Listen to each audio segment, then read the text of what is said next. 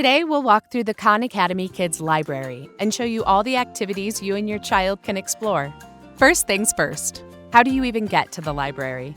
To get started, tap the purple book on the home screen to open the library. Now let's look at some of the things you can do in the library. You can read books in the library. The library features original storybooks based on the colorful characters inside Khan Academy Kids, along with nonfiction nature books provided by our wonderful publishing partners. Each book is available in Read to Me or Read by Myself mode, so parents and children have the option of reading independently or together. Another thing you can do is sing songs in the library. Go to the Video and Logic Plus sections of the Khan Academy Kids Library to find your favorite songs. Scroll through classics like Head, Shoulders, Knees, and Toes or Happy and You Know It.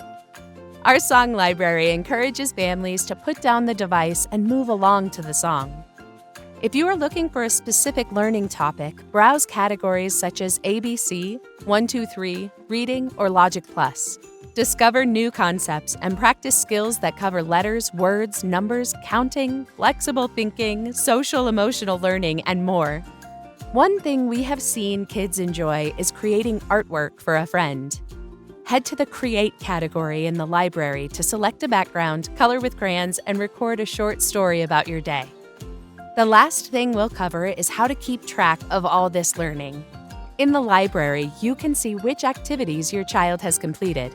Colored check marks indicate your child's progress on a topic. Learning levels for preschool through first grade are available in the library for the 1, 2, 3, Reading, and Logic Plus categories. That's everything you need to know to get started in Khan Academy Kids Library. We can't wait to see all the learning to come.